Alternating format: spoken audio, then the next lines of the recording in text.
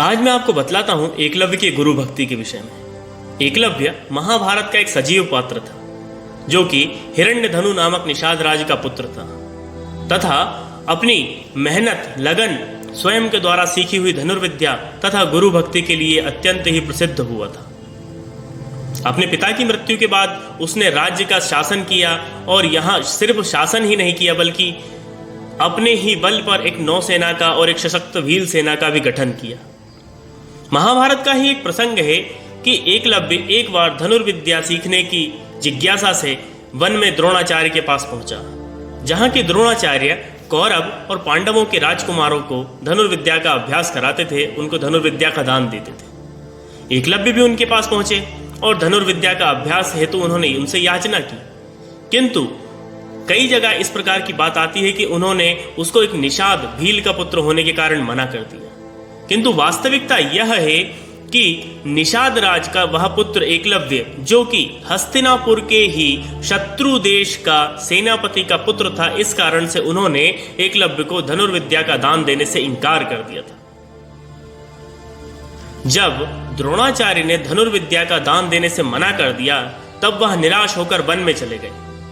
अब जब एकलव्य वन में आया तो उसने एक द्रोणाचार्य की ही एक मूर्ति बनाई और उस मूर्ति को ही प्रत्यक्ष मानस गुरु मानकर उसके सन्मुख अभ्यास करने लगे धनुर्विद्या का।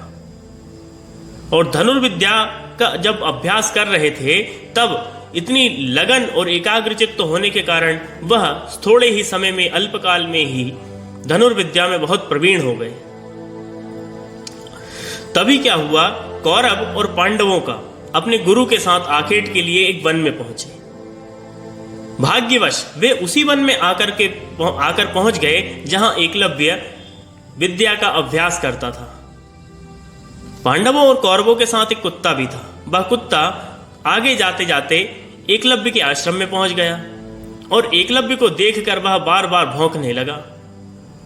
उस भौंकने के कारण एकलव्य की विद्या अभ्यास में बाधा उत्पन्न हो रही थी, जिसके कारण उस कुत्ते के मुख में उन्होंने 7 बाण मारे। किंतु एकलव्य ने उन बाणों का प्रहार इस प्रकार से किया कि उस कुत्ते को जरा सी भी चोट नहीं आई। जब वह कुत्ता वापस द्रोणाचार्य, पांडवों और कौरवों के पास पहुंचा तो वे तीनों ही, कौरव, पांडव और द्रोणाचार्य, उस अद्भुत युद्ध विद्या कौशल को देखकर, धनुर्विद्या कौशल को देखकर बहुत प्रभावित हुए और उस बाण मारने वाले व्यक्ति को ढूंढने लगे। जब वह ढूंढने लगे तो ढूंढते ढूंढते वह एकलव्य के पास पहुंचे। एकलव्य को जब द्रोणाचार्य ने देखा तो वे समझ गए कि यह वही छात्र है जिसको मैंने मना किया था धनुर्विद्या का दान देने से। किंतु जब उन्होंने उसके आश्रम में अपनी ही एक मूर्ति बनी हुई देखी तो वे समझ गए कि यह एक अत्यंत ही लगनशील बालक है, जिसने स्वयं के बल पर इतनी अच्छी धनुर्विद्या सीख ली है। तब उन्होंने पूछा कि यह विद्या तुमने कैसे सीखी? तब उन्होंने कहा कि तब एकलव्य ने उनसे कहा कि यह विद्या मैंने आप ही से सीखी है। तो कैसे सीखी? तो कि मैंने आपकी एक मूर्ति बनाई, उस मूर्ति के सामने मैं प्रतिदिन अभ्यास करता था और अभ्यास करने के बाद मैंने यह धनुर्विद्या प्राप्त की। तब द्रोणाचार्य ने कहा कि इसका अर्थात कि तुम मुझे गुरु मानते हो? हाँ, मैं आपको गुरु मानता हूं, ऐसा एकलव्य ने कहा झट से। तो जो गुरु दक्षिणा मैं तुमसे मांगूंगा, क्या तुम वह गुरु दक्षिणा मुझे दोगे? एकलव्य ने झट से उत्तर दिया कि जो आप मांगेंगे वही मैं दूंगा। द्रोणाचार्य ने तुरंत ही कह दिया कि तुम मुझे अपने दाहिने हाथ का अंगूठा दे दो। एकलव्य ने एक पल भी सोचे बिना अपने दाहिने हाथ का अंगूठा काट करके गुरुदेव के चरणों में अर्पित कर दिया। अंगूठा कट जाने के बाद एकलव्य अपनी तर्जनी और मध्यमा अंगुली के सहयोग से बाण चलाता था। तभी से हम देखते हैं कि आधुनिक समय में हम देखते हैं कि आज की जो धनुर्विद्या अंतर्राष्ट्रीय स्तर पर या राष्ट्रीय स्तरों पर होती है, वह धनुर्विद्या में अंगूठे का कोई प्रयोग नहीं किया जाता।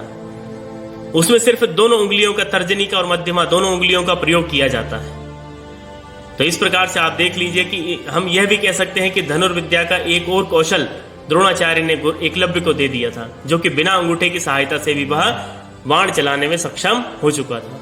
तो इस प्रकार से देखिए एकलव्य की गुरु भक्ति थी कि उन्होंने एक पल भी सोचे बिना अपने गुरु के सामने अपने सबसे महत्वपूर्ण अंग को दान कर दिया।